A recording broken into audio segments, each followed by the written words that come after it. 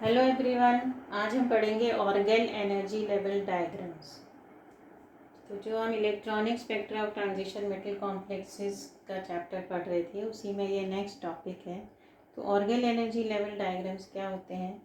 ये हमको जो ट्रांजिशन मेटल कॉम्प्लेक्सेस होते हैं उनके इलेक्ट्रॉनिक स्पेक्ट्रा को थ्योरेटिकली हम सिद्धांतिक रूप से कैसे उनका इंटरप्रिटेशन करें वो हम ऑर्गेल एनर्जी लेवल डायग्राम्स से समझते हैं। एब्जॉर्प्शन बैंड्स, जब भी कोई भी इलेक्ट्रॉनिक स्पेक्ट्रा कब होता है? जब एब्जॉर्प्शन बैंड होते हैं। तो एब्जॉर्प्शन बैंड्स कैसे आते हैं? जब इलेक्ट्रॉन का ट्रांजिशन होता है एक एनर्जी लेवल से दूसरे एनर्जी लेवल में। तो उन एब्जॉर्प्शन बैंड्स की जो पोजीशन है, स्थिति है कि वो कहाँ एब्जॉर्ब करेगा, कितनी एनर्जी पे एब्जॉर्ब करेगा, वो किस पे डिपेंड करेगी? एनर्जी लेवल्स के बीच में जो स्पेसिंग है, कितना डिफरेंस है एनर्जी लेवल्स के बीच में। ठीक है।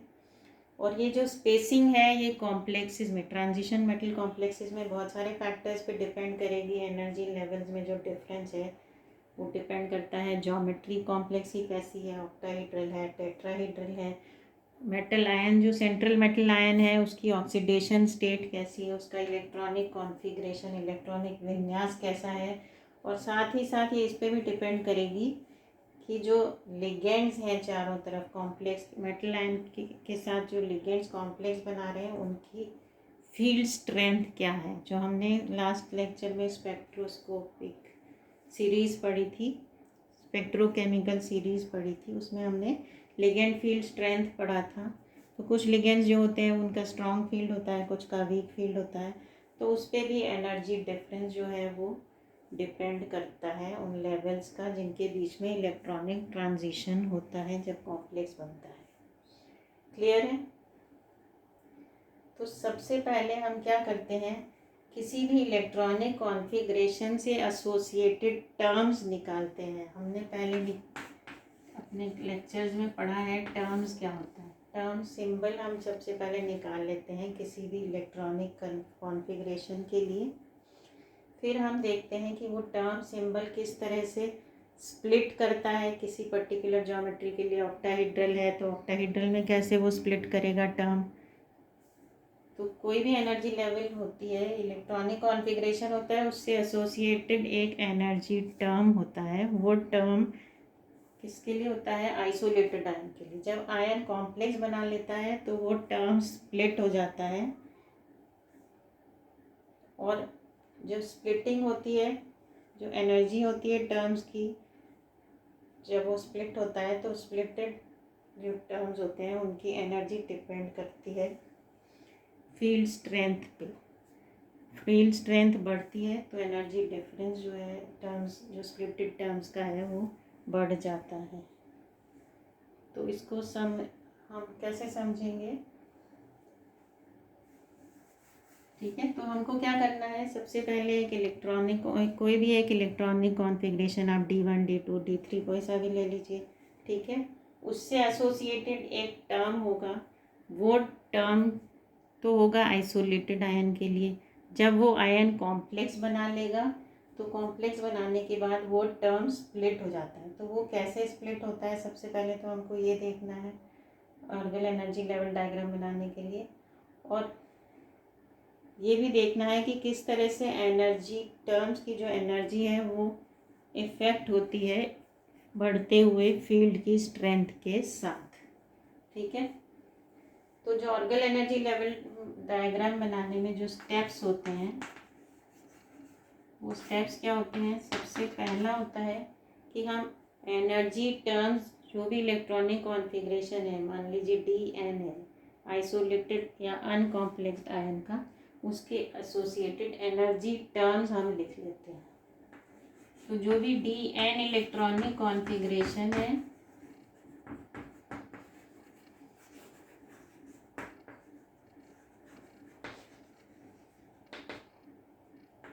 उससे एसोसिएटेड, उसके कॉरेस्पॉन्डिंग जो भी टर्म होता है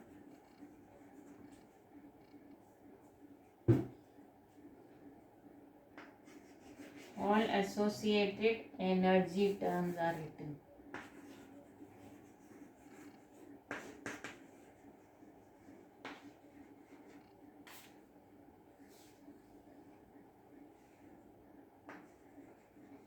ठीक है। डी एन कॉन्फ़िगरेशन का, इलेक्ट्रॉनिक कॉन्फ़िगरेशन का जो भी आपके पास मेटल आयन है उसकी उससे एसोसिएटेड एनर्जी टर्म्स हम लिख लेते हैं किसके, ऑफ आइसोलेटेड और अनकॉम्प्लेक्स्ड आयन, जब तक आयन ने कॉम्प्लेक्स नहीं बनाया है। ठीक है, आयन कौन सा आयन है, ये मेटल आयन। ठीक है, दूसरा स्टेप क्या होता है, फिर हम उसमें इंटर इलेक्ट्रॉनिक रिपल्शन भी कंसिडर करते हैं।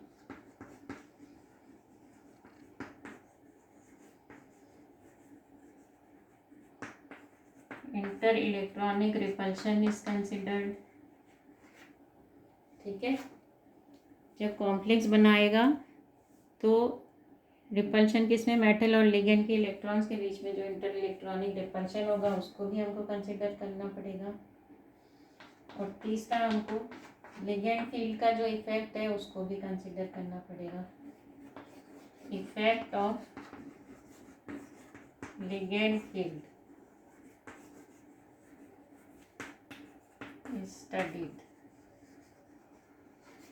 ठीक है, तो डी एन इलेक्ट्रॉनिक कॉन्फ़िगरेशन से एसोसिएटेड एनर्जी टर्म्स हम पहले लिख लेते हैं किसके, अनकॉम्प्लेक्स्ड आयन के या आइसोलेटेड मेटल आयन के।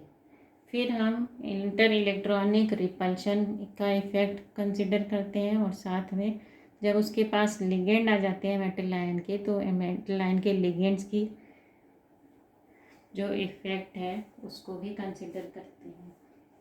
ठीक है, इंटर इलेक्ट्रॉनिक रिपल्शन से क्या होगा, स्प्लिटिंग हो जाएगी। ठीक है, एनर्जी टर्म जो है वो स्प्लिट हो जाएगा क्योंकि मेटल के ऑर्बिट इलेक्ट्रॉन्स और लिगेंड के इलेक्ट्रॉन्स में रिपल्शन होगा, उसकी वजह से स्प्लिटिंग होगी। और थर्ड वाला है effect of ligand field. Ligand field बढ़ने के साथ साथ स्प्लिटिंग जो है वो चेंज हो जाएगी। तो इसको अभी हम बनाएंगे जब आपको क्लियर होगा कि किस तरह से हम ऑर्गल एनर्जी लेवल डायग्राम बनाते हैं। तो अब हम सिंपलेस्ट कॉन्फ़िगरेशन देखते हैं। सिंपलेस्ट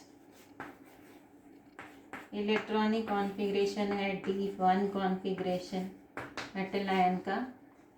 ठीक है, तो D1 कॉन्फ़िगरेशन से एक ही टर्म सिंबल एसोसिएटेड होता है और वो होता है 2D। तो 2D क्या है, टर्म एसोसिएटेड विद D1। ठीक है, अब 2D कैसे आया ये हम आप पहले ही पढ़ चुके हैं, मैं एक बार फिर से आपको बता देती हूँ। D1 का कॉन्फ़िगरेशन हम इस तरह से लिखेंगे, फर्स्ट डी ऑर्बिटल में ग्राउंड स्टेट का टर्म है, ये जो है ग्राउंड स्टेट टर्म है, एक ही एनर्जी टर्म होता है D1 कॉन्फ़िगरेशन में। क्योंकि ये सिंपलेस्ट कॉन्फ़िगरेशन है, एक ही इलेक्ट्रॉन है, इसलिए इसमें कोई इंटर इलेक्ट्रॉनिक रिपल्शन नहीं होगा। तो ग्राउंड स्टेट टर्म इससे जो एसोसिएटेड है वो 2D होता है। तो ये 2D कैसे आता है, इसमें हम +2 +1 0 ऐसे हम L की वैल्यूज़ रखते हैं।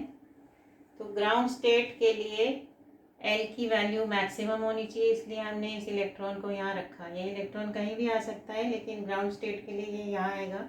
तो L का मान हो गया 2 और आपको पता है S P D F, इनके लिए L के मान क्या होते हैं 0 1 2 3। तो L का मान 2 है, 2 से एसोसिएटेड सिंबल होता है D, इसलिए टर्म सिंबल यहाँ पर D आएगा। ठीक है, अब इसमें ये 2 कैसे आया, ये 2 क्या है, मल्टीप्लिसिटी।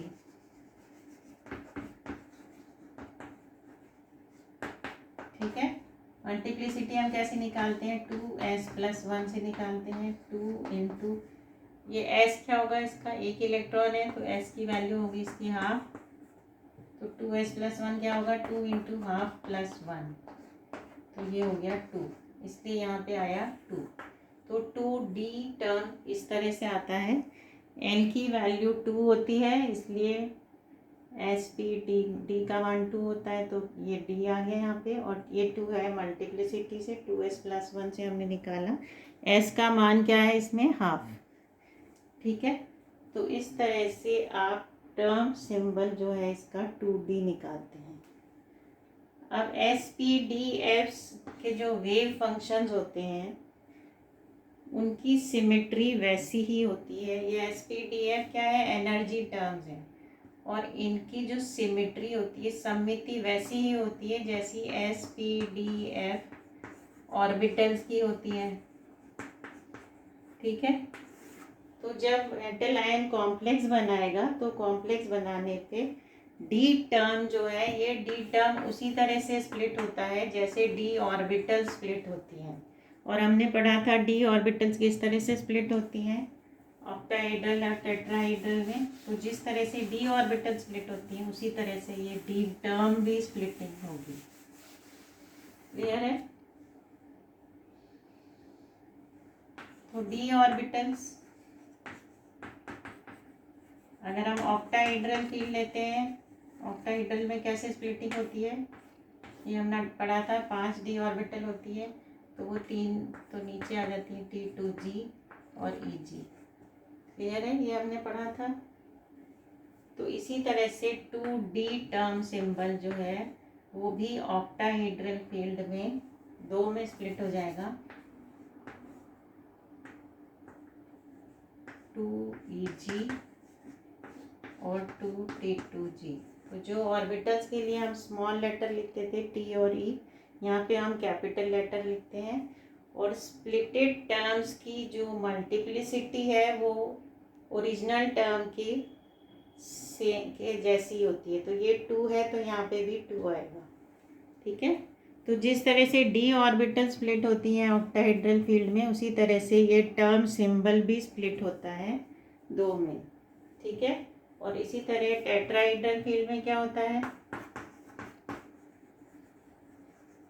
टेट्राहेड्रल में हमने पढ़ा था डी ऑर्बिटल्स किस में होंगी, नीचे E आएगा, ऊपर T2 आएगा। तो इसी तरह से 2D जो सिंबल होगा वो किस में डिवाइड होगा, किस में स्प्लिट होगा, T2 कैपिटल, E कैपिटल, और यहाँ मल्टीप्लिसिटी 2 रहेगी। क्लियर है? तो इस तरह से टर्म सिंबल जो होता है, ये टर्म सिंबल तो है आइसोलेटेड मेटल आयन के लिए, और जब ये ऑक्टाहेड्रल कॉम्प्लेक्स बनाएगा तो ये इन दोनों में स्प्लिट हो जाएगा। अगर ये टेट्राहेड्रल कॉम्प्लेक्स बनाएगा तो इन 2 एनर्जी लेवल्स में स्प्लिट हो जाएगा। तो ये स्प्लिटेड एनर्जी लेवल्स के टर्म्स हैं, और ये अनकॉम्प्लेक्स मेटल आयन का एनर्जी टर्म है। क्लियर है? तो ये जो स्प्लिटेड एनर्जी टर्म्स हैं, इनकी जो एनर्जी है वो डिपेंड करती है फील्ड स्ट्रेंथ पे। ठीक है, लिगेंड की फील्ड स्ट्रेंथ पे डिपेंड करती है।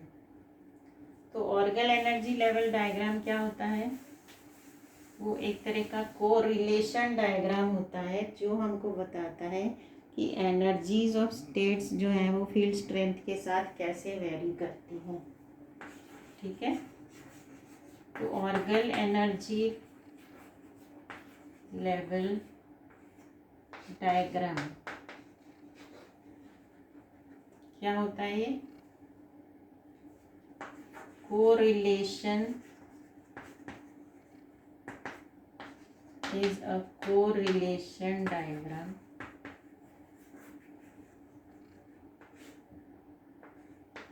portraying या showing आप लिख सकते हैं, जो हमको बताता है, क्या बताता है, energy of the terms, energy of states as a function of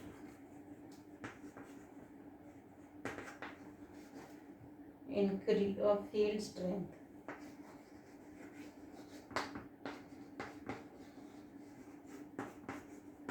समझ में आया? ऑर्गल एनर्जी लेवल डायग्राम क्या होता है, एक कोरिलेशन डायग्राम है जो हमको दिखाता है कि जो हमने टर्म्स लिखे हैं उनकी एनर्जी फील्ड स्ट्रेंथ के साथ, लिगेंड का जो क्रिस्टल फील्ड होता है उसकी स्ट्रेंथ के साथ किस तरह से टर्म्स की एनर्जी किस तरह से उन पर डिपेंड करती है। ठीक है, तो ऑर्गल एनर्जी डायग्राम जो होता है बहुत ही सिंपल डायग्राम होता है। इसमें ये सिंपल इसलिए होता है क्योंकि हम जो मल्टीप्लिसिटी लेते हैं, हम वही टर्म्स लेते हैं जिनकी मल्टीप्लिसिटी ग्राउंड स्टेट वाले टर्म्स जो होते हैं उनके जैसी हो। ठीक है, जो ग्राउंड स्टेट वाले टर्म्स हैं उनके जैसी मल्टीप्लिसिटी वाले टर्म्स ही ऑर्गल एनर्जी लेवल डायग्राम में हम इंक्लूड करते हैं, और जिनकी मल्टीप्लिसिटी ग्राउंड स्टेट वाले जैसी नहीं होती उनको हम ओमिट कर देते हैं, एक्सक्लूड कर देते हैं, हटा देते हैं। ठीक है, तो अभी हमने D1 कॉन्फ़िगरेशन पढ़ा था।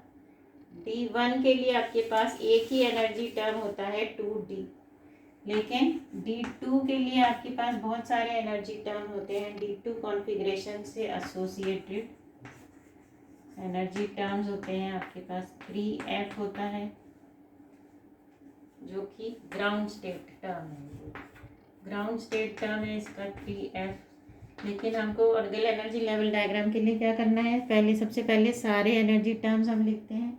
तो 3F लिखते हैं, फिर 1D होता है, फिर 3P होता है, इसी तरह से 1G और 1S। ये सारे टर्म्स जो हैं D2 कॉन्फ़िगरेशन के लिए हैं, लेकिन जब हम ऑर्गल एनर्जी लेवल डायग्राम बताते हैं तो हम उसी मल्टीप्लिसिटी के टर्म्स लेंगे जो ग्राउंड स्टेट की मल्टीप्लिसिटी है। तो ग्राउंड स्टेट की मल्टीप्लिसिटी 3 है, ट्रिपलेट है, तो 3F और 3P को ही हम कंसिडर करेंगे इसमें ऑर्गल एनर्जी लेवल डायग्राम बनाने में।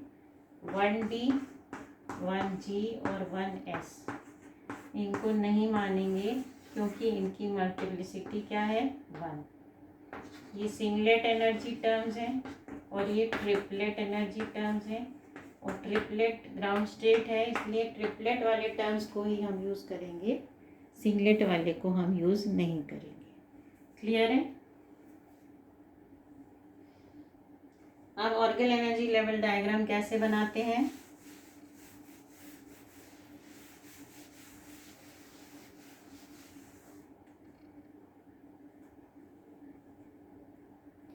तो T1 कॉन्फ़िगरेशन को ही हम लेंगे, हम T1 वाले या एक इलेक्ट्रॉन के ट्रांजिशन को ही कंसिडर करेंगे यहाँ पे। तो D1 कॉन्फ़िगरेशन, इसका एग्जांपल क्या है, टाइटेनियम आयन Ti3+। ठीक है, इसका कॉन्फ़िगरेशन होता है D1। तो जब आप इसको लिगेंड, इसका ऑर्गल एनर्जी लेवल डायग्राम हम इस तरह से बनाते हैं, इधर होती है हमारे पास एनर्जी और इधर फील्ड स्ट्रेंथ बढ़ती जाती है, increasing field strength. Ligand field की जो स्ट्रेंथ है वो बढ़ती जा रही है। ठीक है, तो अनकॉम्प्लेक्स्ड मेटल आयन, जब मेटल आयन आइसोलेटेड है टाइटेनियम आयन, तो उसका एनर्जी टर्म क्या होगा D1 के लिए, 2D। ठीक है, अब जैसे आपने उसके चारों तरफ लिगेंड्स का फील्ड आ गया तो इस 2D की स्प्लिटिंग हो जाती है, किस तरह से, ऐसे। ठीक है, और जैसे जैसे फील्ड स्ट्रेंथ जितनी बढ़ती जाएगी इनमें एनर्जी डिफरेंस बढ़ता जाएगा। ठीक है, तो इंक्रीजिंग फील्ड स्ट्रेंथ के साथ स्प्लिटिंग बढ़ जाती है, इसलिए एनर्जी डिफरेंस T2G और EG का बढ़ जाता है। तो अगर हम ये ऑक्टाहेड्रल फील्ड मान रहे हैं तो ऑक्टाहेड्रल फील्ड में स्प्लिटिंग होगी, तो यहाँ पे आएगा 2T2G और यहाँ आएगा 2EG। ठीक है, क्योंकि D ऑर्बिटल्स जो हैं वो ऑक्टाहेड्रल फील्ड में इस तरह से स्प्लिटिंग होती है, T2G ऑर्बिटल और EG ऑर्बिटल में, तो टर्म सिंबल भी इसी तरह से स्प्लिट होगा, 2EG और 2T2G। ठीक है, इनकी एनर्जी इस तरह से होगी, ऊपर 2 ऑर्बिटल्स हैं तो एनर्जी होगी 3/5 डेल्टा E, और नीचे 3 है तो ये हो जाएगा 2/5 डेल्टा E। बैलेंस करने के लिए नेट जो डिफरेंस है वो 0 हो जाएगा। ठीक है, तो इनकी ऊर्जा T2G की ऊर्जा तो 2/5 से कम हो गई और EG की ऊर्जा 3/5 से बढ़ गई। ठीक है, तो नेट इफेक्ट 0 रहेगा। तो ये किसके लिए है? D1 ऑक्टाहेड्रल फील्ड के लिए ऑर्गल एनर्जी लेवल डायग्राम इस तरह से हम लिखते हैं। क्लियर है? तो यहाँ पे जो 2D है ये क्या बता रहा है हमको? ये सिमेट्री लेवल है, एक तरह का टर्म सिंबल या सिमेट्री लेवल है जो हमको बता रहा है कि D1 कॉन्फ़िगरेशन का मेटल आयन को ये रिप्रेजेंट कर रहा है। कब? जब वो लिगेंड फील्ड के एब्सेंस में है, मतलब आइसोलेटेड मेटल आयन का टर्म सिंबल है 2D। और जब हम लिगेंड फील्ड लगा देते हैं तो ये टर्म सिंबल स्प्लिट हो जाता है T2G और EG में। तो T2G तो है इसकी ग्राउंड स्टेट और EG है एक्साइटेड स्टेट। और जैसे जैसे लिगेंड फील्ड बढ़ेगा तो ये इनकी जो डिफरेंस है इनका बढ़ जाएगा, तो ये ज़्यादा सेपरेटेड हो जाएंगी, एनर्जी डिफरेंस इनके बीच में बढ़ जाएगा। ठीक है, तो ये तो बात हुई D1 कॉन्फ़िगरेशन की। अब D1 कॉन्फ़िगरेशन जैसा, अब हम एक दूसरा कॉन्फ़िगरेशन लेते हैं D9 कॉन्फ़िगरेशन। ठीक है,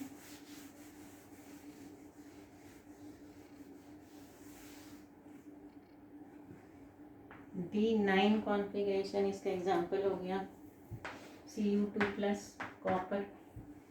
कॉपर का कॉन्फ़िगरेशन होता है D9। तो ऑक्टाहेड्रल फील्ड में कॉपर किस तरह से स्प्लिट होता है? D ऑर्बिटल्स T2G और EG में स्प्लिटिंग होगी। ठीक है, तो इलेक्ट्रॉनिक कॉन्फ़िगरेशन क्या होगा? T2G6 EG3। ठीक है, तो ये T2G ऑर्बिटल हो गई, ये EG ऑर्बिटल हो गई। D9 के लिए 1 2 3 4 5 6 7 8 9। ठीक है, इस तरह से हम इलेक्ट्रॉन्स की फिलिंग करते हैं। क्लियर है? तो D9 को हम ये मान सकते हैं कि D10 में से हमने एक इलेक्ट्रॉन को निकाल दिया। ठीक है, D10 में से अगर हम एक इलेक्ट्रॉन निकाल दें तो D9 आ जाता है हमारे पास। तो हम ये भी कह सकते हैं कि इसमें एक इलेक्ट्रॉन वैकेंसी है और इसको हम होल भी बोलते हैं। तो ये आप देख सकते हैं यहाँ EG में एक इलेक्ट्रॉन की वैकेंसी है, यहाँ खाली है, यहाँ पे कोई इलेक्ट्रॉन नहीं, बाकी सब में 2-2 इलेक्ट्रॉन हैं। तो EG में क्या है? 1 होल इज देयर, एक इलेक्ट्रॉन की वैकेंसी है। ठीक है, तो इस D9 कॉन्फ़िगरेशन को हम D1 से कोरिलेट कर सकते हैं। किस तरह से कर सकते हैं? D1 में क्या होता है? T2G से एक इलेक्ट्रॉन EG में जाता है, ट्रांजिशन होगा तो।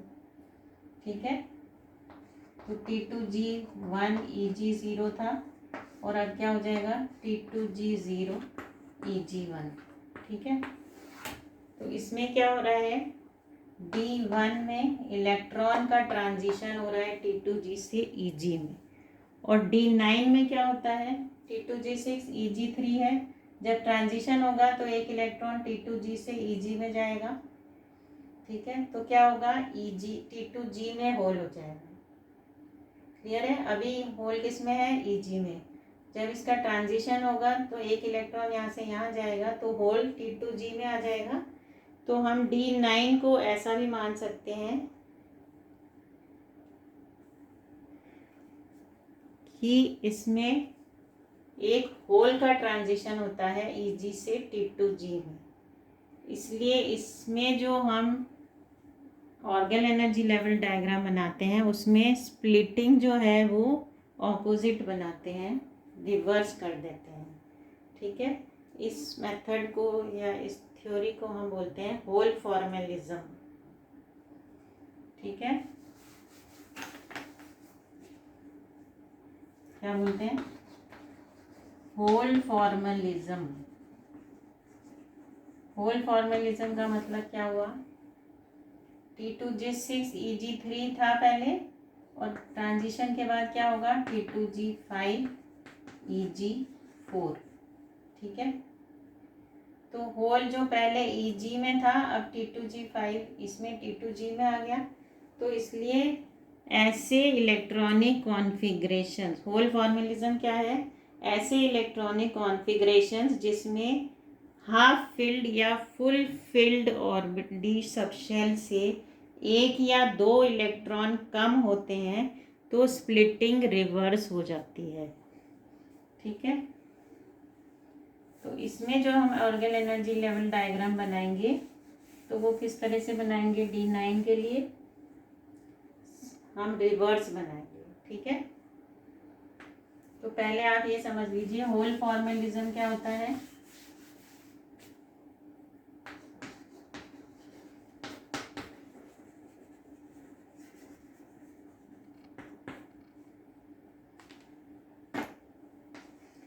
वन और two electrons less than half filled और फुल फिल्ड या कंप्लीटली फिल्ड डी ऑर्बिटल्स अगर ये है तो स्प्लिटिंग टर्म सिंबल की स्प्लिटिंग रिवर्स हो जाती है। Splitting of terms is reversed. ठीक है, क्या मतलब है होल फॉर्मलिज्म का, अगर आपके पास half filled D orbital, half filled मतलब 5 से एक कम या दो कम, तो D5 हो, D4 हो सकता है या D3 हो सकता है। इसी तरह से फुल फील्ड से एक या दो इलेक्ट्रॉन्स कम हो, D9 हो या D8 हो। ठीक है, तो क्या होगा, टर्म सिंबल की स्प्लिटिंग रिवर्स हो जाती है। तो D9 वाले के लिए हम किस तरह से होल फॉर्मलिज्म के हिसाब से लिखेंगे, इसका कोरिलेशन डायग्राम इस तरह से बनेगा। 2D स्प्लिटिंग कैसे होती थी, ऑक्टाहेड्रल की ही हम बात कर रहे हैं। तो D1 में तो होती थी T2G नीचे आता था और EG ऊपर आता था, लेकिन यहाँ क्या होगा 2EG नीचे आएगा और 2T2G ऊपर आएगा। ठीक है, तो ये हमको क्या बता रहा है कि इसमें जो ट्रांजिशन होगा वो किस तरह से होगा, यहाँ से यहाँ पे इलेक्ट्रॉन का ट्रांजिशन नहीं होगा, होल का ट्रांजिशन होगा। ठीक है, तो D9 में क्या होगा, T2G6 EG3। ठीक है, तो 1 2 3 4 5 6 1 2 एक होल EG में है। जब इसका ट्रांजिशन होगा तो T2G5 EG4 हो जाएगा। अब क्या होगा 1 2 3 4, यहाँ से एक इलेक्ट्रॉन ऊपर चला गया। ठीक है, तो हम ये भी कह सकते हैं EG से एक होल यहाँ आ गया। होल पहले कहाँ था, EG में था, अब होल कहाँ आ गया, T2G में आ गया। ठीक है, तो इसलिए इसको हम रिवर्स लिखते हैं और हम इसमें ये लिखेंगे कि इसमें इलेक्ट्रॉन का ट्रांजिशन नहीं हो रहा, इसमें होल का ट्रांजिशन हो रहा है EG से T2G में। इसलिए हम EG को नीचे लिखते हैं और T2G को ऊपर लिखते हैं।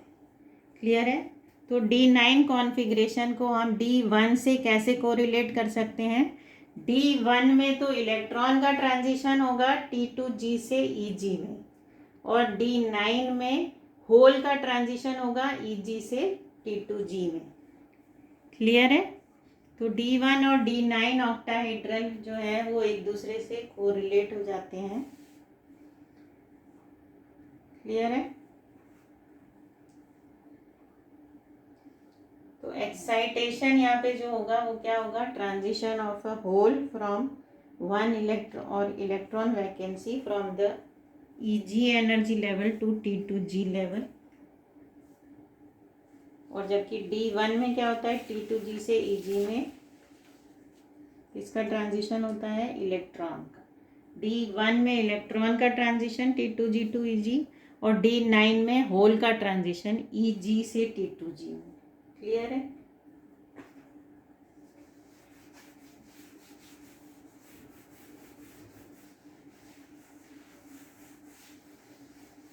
ठीक है, तो जब भी होल होगा, होल मतलब इलेक्ट्रॉन की वैकेंसी होगी, तो वो वैकेंसी कब होगी? वो 1 या 2 इलेक्ट्रॉन हाफ फिल्ड या फुल फिल्ड से कम हो तो हम उसको होल बोलते हैं।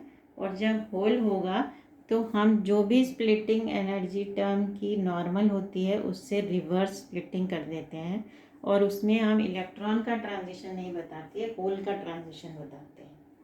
क्लियर है?